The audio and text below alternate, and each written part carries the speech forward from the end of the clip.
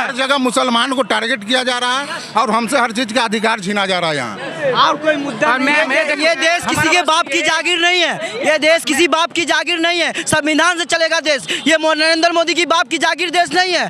जो यहाँ संविधान जो बाबा साहब संविधान जो लिख के गया उससे चलेगा देश। आप जो वो संविधान हमारा बाप दादा का पूर्वजों को दिया हुआ आप कैसे सीख सकते हैं? ये जो मौजूदा सरकार है इसकी सियासत और इसकी नीयत दोनों गंदी है। हर धर्म का अपनी एक संस्था है तो उसके संस्था में जब कोई मेंबर कोई गैर नहीं है तो हमारे संस्था में कोई दूसरा रहेगा। हमारे प्रॉपर्टी में कोई काहे मेंबर रहेगा दूसरा? भारत एक सेकुलर राज्य है तो सेकुलर हर भारतवासी सेकुलर राज है भारत। तो राम मंदिर के ट्रस्ट में मुसलमानों की हिस्सेदारी। जब राम मंदिर बन रहा था तो कोर्ट ने प्रमाण मांगा था। राम मंदिर की खुदाई हुई थी। प्रमाण मिलने के बाद राम मंदिर बना था। मालूम है? आपको मालूम नहीं है? खुदाई नहीं सुप्रीम कोर्ट माना है। सुप्रीम कोर्ट का मानना है कि ये यहाँ पे मंदिर नहीं था, शुरू से मस्जिद थी, लेकिन उन्होंने जो है आस्था की बुनियाद पर फैसला दे दिया। दो लोग मोदी और अमित शाह जो कानून बनाते हम पे लाद देते, ये कैसे होता? हम नहीं है, एक ही आखिरी। आपको ऐसा लग रहा है कि आपके साथ हमारे ऊपर सब कुछ हुआ। एक एक चीज हमारी मसाजिद गई, हमारे ये तीन तलाक के ऊपर आया। कौन तलाक से तो तीन तलाक से तो हमें तीन तलाक से तो महिलाएं खुश है। एक आदमी को रखेंगे, तलाक ये दे दिया और तलाक देने के बाद उसको जेल डाल दिया। उसके बाद बोलेंगे खर्चा तो जेल के अंदर से। आप लोग तलाक के बाद तो आज बोलते हैं तलाक अगर हटाया गया तो महिलाएं मुस्लिम महिलाएं खुश बिल्कुल भी नहीं। इससे महिला बिल्कुल भी खुश नहीं। आप जमीन पे नहीं, अगर जमीन पे होता तो सच्चाई पता चलती। सरकार अपने दम पे अपनी सियासत की ताकत पे उनके हाथ में हुकूमत है, उसका जोर। मतलब ये जो कानून था तीन तलाक का, तलाक कह देने के बाद आपका तलाक हो जाता था, तो वो सही था। सरकार जिस नियत से वो सही था। हमारी मुस्लिम महिला शरीयत, एक मिनट, हमारी मुस्लिम महिला शरीयत को मानेंगे, कुरान को मानेंगे या संविधान सरकार के बने हुए कानून को मानेंगे? आपने संविधान की बात कही। संविधान नहीं, वो सरकार के बने हुए कानून को मानेंगे? बताइए आप। देखिए हमें शरीयत जो हमको संविधान हक दिया है, अपने शरीयत को मुकम्मल तरीके से उसको फॉलो करें, उसको माने। तो अगर सरकार को कानून लाती भी है तो हम अपनी कोशिश करेंगे कि उसको संविधान के तरीके से लड़े। अगर हम उसमें हार भी जाते हैं तो इसका मतलब नहीं कि हम शरीयत पे चलना छोड़ देंगे। अगर हमको ज़मीनी सतह पर कोई शरीयत को छुड़वाने की कोशिश करेगा हम अपनी गर्दन कटा देंगे, लेकिन अपनी शरीयत को नहीं छोड़ेंगे। इन्होंने कहा काला कानून जुलूस लगा है, इतना मजमा हुआ, कौन चीज का है? वही मैं पूछ रही हूँ आपसे। चलिए तीन तलाक की बात नहीं करती मैं। क्या नाम हुआ? वक्फ बिल का विरोध कर रहे हैं, क्या कारण है विरोध करने का? लंबे समय से आप लोग विरोध में, सरकार मान नहीं रही है आपकी मांगे, क्या कारण?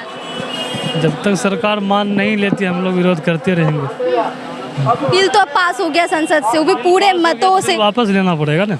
वापस लेना? अगर सरकार बिल वापस नहीं लेती है तो उसके लिए हम लोग अपना खून तक बहाएंगे। खून तक बहाएंगे? अच्छा, वक्फ बिल जो खून तक बहाएंगे, हम दूसरे का खून क्यों बहाएंगे? लेकिन इस बिल को वापस जहाँ जिस बिल से निकला है उस बिल में फिर वापस ला करके छोड़ेंगे। क्या खामियां नजर आ रही है इस नए जो संशोधन हुआ है, जो भी बिल पास हुआ है? संशोधन की जरूरत नहीं है। जैसा था, जिस हाल में हम थे हमको उसी हाल में रहने दिया जाए। संशोधन की जरूरत हमको नहीं है। सरकार ये चाह रही है कि जिस तरह मनमाने तरीके से वक्त जमीनों पर दावा कर रही थी तो उसमें बदलाव के लिए कागजात दिखाए, कोर्ट में पेश करे, सरकार को पेश करे। आपको बदलाव की जरूरत नहीं है। हम जिस हाल में है सरकार हमको उसी हाल में रहने दे, हमको न छेड़े। इसमें क्या कमियां नजर आ रही हैं? मांगे हमारी हैं, सारी कमी है, तभी तो हम लोग एहतजाज पे उतरे हैं। हाँ, तभी तो हम लोग अपनी कह रहे हैं, अपना खून बहाने के लिए तैयार हैं। हमको उससे दिक्कत है, तब तो इतना बड़ा मजमा एहतजाज हो रहा है और होगा। आपको दिक्कत है इसीलिए आप विरोध कर रहे हैं? जी, हम लोग इसलिए जमा हुए हैं कि जो हुकूमत ये जो काला कानून लेके आया है हम उसको रद्द करना चाहते हैं। हम उसकी मुखालफत में सब उतर रहा है। अगर ये वापस नहीं लेगा तो हम इसके खातिर अपने गर्दनें कटा सकते हैं, लेकिन इस बिल को पास होने देंगे।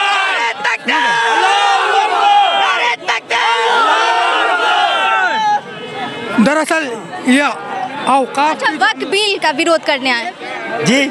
वक्फ बिल का विरोध करने, वक्फ बिल में जो बदलाव किए गए हैं वो बदलाव आपको मालूम है? हमको तो कुछ नहीं मालूम, क्या बोले, हम इंसाफ करने के लिए आए हैं बस। क्या लग रहा है मोदी जी ने ना इंसाफी की है आप लोगों के? ना इंसाफी है, नारे तकबीर, नारे तकबीर, नारे तकबीर। वक्फ बिल में जो संशोधन किए गए हैं, बदलाव लाए गए हैं, वो 2 बदलाव आप बताइए, तब मैं बताऊंगी कि उसमें खामियां क्या है। मैडम एक बात बोले, रुके, एक बात बोले, हमको कुछ नहीं मालूम है, हम सिर्फ इंसाफ के लिए आए हैं, अल्लाह के लिए आए हैं, अल्लाह के लिए, रसूल के लिए। गर्दन कटा सकते हैं, गर्दन कटा सकते हैं। ये नहीं, काला कानून नहीं चाहिए, काला कानून है जी, ये कानून है, ये रद्द होना चाहिए, ये रद्द होना। ये हुकूमत के नापाक साजिश है, ये हमारे अमला को कब्जा करना चाहते हैं, हम इसको बर्दाश्त नहीं कर सकते हैं, हम इसको वापस। काला कानून नहीं चलेगी। गरीब मुसलमानों के हक में ये बिल आया है, ऐसा सरकार कह रही ऐसे हक में ये किस तरह से हक में है, बताइए आप। मनमाने तरीके से जमीनों को हड़पा जाता था, दावा किया जाता था, और जिस पे दावा किया जाता था, जिसकी जमीन पे, वो सिर्फ वक्फ ट्रिब्यूनल के पास जा सकता था। मेरा सवाल सुनिए, वो सिर्फ वक्फ ट्रिब्यूनल के पास जा सकता था, और वहाँ पे जज भी मुसलमान होता था, तो फेवर में नहीं आता था। जिनकी संपत्ति को छीना जाता था, वो सारे जो मामले होते थे उनके फेवर में नहीं आता था। सरकार ने अब इन चीज़ों को बदल दिया है, उत्तराधिकारी अब गैर मुसलमान भी हो सकता है, महिला भी उत्तराधिकारी हो सकती है, तो इसमें कहाँ खामियां दिख रही है? गैर मुसलमान क्यों नहीं इसमें शामिल हो सकता है? हाई कोर्ट तक अपील करना चाहे अगर सामने वाला, तो हाई कोर्ट में क्यों नहीं जा सकता? में राम मंदिर बना है, उसकी जो कमेटी बनी है, मुसलमानों को रखा है, आप बताइए। जब उसमें मुसलमान को नहीं रख सकते, तो हम इसमें गैरों को क्यों रखेंगे? मुसलमान इसलिए इसको लिया गया है, और कोई बात नहीं है। ये हमारे देश के खिलाफ है, हमारे कौम के खिलाफ है, और सब मुद्दा खत्म हो गया है। इसलिए हिंदू मुसलमान, यहाँ वोट किस पे होता है? हिंदू मुसलमान पे होता है। अब यहाँ कोई भी मुद्दा नहीं बचा है, इसलिए वक्फ बोर्ड को अब हमसे मस्जिद छीना जाएगा और हमसे ईदगाह छीना जाएगा। उसके बाद हम लोग को यहाँ क्या है, घर छीना जाएगा। इसके बाद लेकिन अब हम लोग बहुत है, हम लोग अब छीनने नहीं देंगे। आपसे जमीनें छीनी नहीं जा रही, ऐसा कहीं नहीं कहा गया कि आपकी जमीनें छीनी जाएगी। कहा यह गया कि जिस जमीन पे आप दावा करेंगे उसके कागजात आपको पेश करने होंगे, तो इसमें कहाँ कौन सा गारंटी है कि अभी कहा गया नहीं छीन? ऐसा ही तो कहा गया था कि जीतने के बाद दिया जाएगा आपको, रोजगारी दिया जाएगा। मिला रोजगार? नहीं मिला। सरकार पे भरोसा है, सरकार छीन सकता है, आने वाले वक्त नियत बिल्कुल सुनिए, छीन सकता है सरकार की नियत जी, आने वाले वक्त हम आप ही लोग की बात सुनने आराम से। मेरी बात सुनिए, हर जगह मुसलमान को टारगेट किया जा रहा है, ये चीज़ से बस ये जान लीजिए। 2014 के बाद मुद्दा कहाँ था? आज इलेक्शन आने वाला है 29 में, फिर यहाँ मुद्दा छेड़ा जा रहा है कि हिंदू मुसलमान वक्फ बोर्ड है, तो ये होता है। हर बार इलेक्शन से पहले मुसलमान के खिलाफ अगर नहीं होता तो इतना पब्लिक कहाँ जमा होता? मुसलमान कितना मुसलमान इसके सपोर्ट में, हमको बताइए आप। अगर मुसलमान इसके सपोर्ट में है तो आप देख लीजिए, खाली पैसा देकर मुसलमान को इकट्ठा करके वीडियो बना के पोस्ट कर देता है कि हाँ मुसलमान किसका इसके तो एकता देखी जाती है, कैसे पैसों से खरीदा जा सकता है? सबसे ज्यादा एकता तो मुसलमानों में। देखिए ना आप कितना अगेंस्ट में है, देखिए ना। अगर हमारे सपोर्ट में होता तो आप यहाँ क्यों खड़े होते? अच्छा, एक बदलाव ये भी किया गया कि महिला को भी उत्तराधिकारी बनाया जाएगा, इसमें क्या कमी है? अरे महिला को बनाया था, पहले भी तैयार नहीं है बनने के लिए, तो पहले उसको आपको स्वीकार नहीं? महिला जब खुद बनने के लिए जब तैयार नहीं है, पहले भी था, अब कोई नया पे नहीं है, पहले भी था। आप चेक कीजिए, अभी भी महिला है, पहले भी था, उससे कोई महत्व नहीं। हमने कहने का हमारा है तो हमारा अपना आदमी होना चाहिए ना। अगर दूसरे कौम का रहता है उसमें पर्सनल फैसला आपके हक में नहीं, हमारे हक में नहीं, ना हमारे हक में है, ना हमारे देश के हक में है। ये हम लोग को बात मेरे हक में भी नहीं, खराब है, बेकार है, और मेरे देश के भी हक में खराब है। ये जान ले आप। हर जगह मुसलमान को टारगेट किया जा रहा है, और हमसे हर चीज का अधिकार छीना जा रहा है यहाँ। और कोई मुद्दा ये देश किसी के बाप की जागीर नहीं है, ये देश किसी बाप की जागीर नहीं है। संविधान से चलेगा देश। ये नरेंद्र मोदी की बाप की जागीर देश नहीं है। जो यहाँ संविधान जो बाबा साहब संविधान जो लिख के गया उससे चलेगा देश। आप जो वो संविधान हमारा बाप दादा का पूर्वजों को दिया हुआ, आप कैसे छीन सकते हैं? जो उसका कागज पत्तर हम कहाँ से ला के दें? हमारे सीमांचल एरिया के लोग आए हुए हैं, सीमांचल एरिया से आए हुए, बाढ़ पीड़ित इलाका है बिहार से, बाढ़ पीड़ित सीमांचल एरिया, कोसी सीमांचल एरिया है, जो कि बाढ़ पीड़ित में आए हुए सब कागज पत्तर जल जाते हैं। एक मिनट सुनिए, सरकार की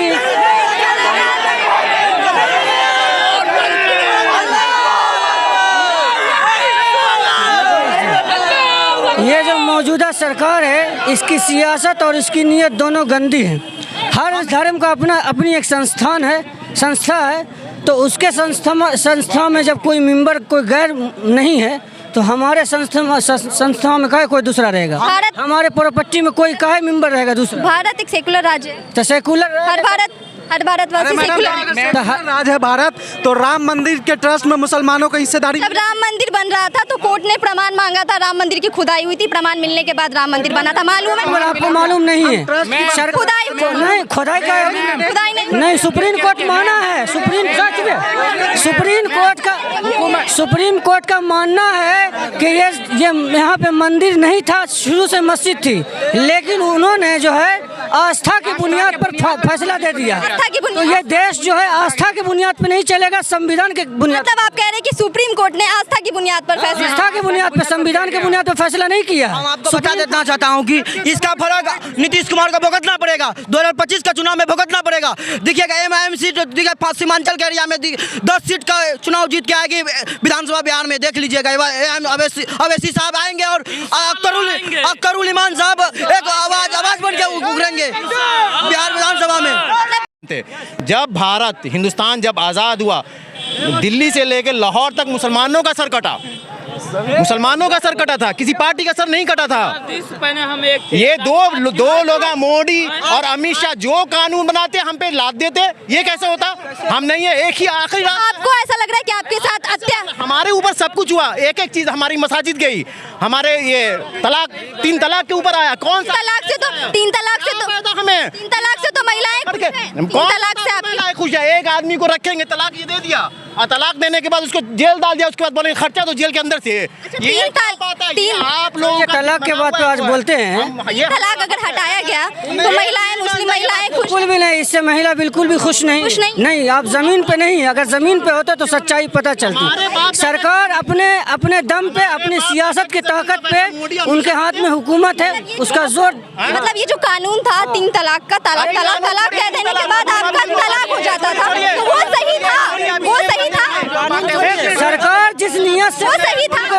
हमारी मुस्लिम महिला शरीयत, एक मिनट, हमारी मुस्लिम महिला शरीयत को मानेंगे, कुरान को मानेंगे या संविधान, सरकार के बने हुए कानून को मानेंगे? आपने संविधान की बात कही, संविधान नहीं, वो सरकार के बने हुए कानून को मानेंगे? बताइए आप। देखिए, हमें शरीयत जो हमको संविधान हक दिया है, अपने शरीयत को मुकम्मल तरीके से उसको फॉलो करें, उसको माने। तो अगर सरकार को कानून लाती भी है तो हम अपनी कोशिश करेंगे कि उसको संविधान के तरीके से लड़े। अगर हम उसमें हार भी जाते हैं तो इसका मतलब नहीं कि हम शरीयत पे चलना छोड़ देंगे। अगर हमको ज़मीनी सतह पर कोई शरीयत को छुड़वाने की कोशिश करेगा, हम अपनी गर्दन कटा देंगे, लेकिन अपनी शरीयत को नहीं छोड़ेंगे। 3 तलाक के बारे में बात करूंगी। इन्होंने कहा काला कानून, जुलूस लगा है, इतना मजमा हुआ है, कौन चीज का है? वही मैं पूछ रही हूँ आपसे। चलिए 3 तलाक की बात नहीं करती मैं।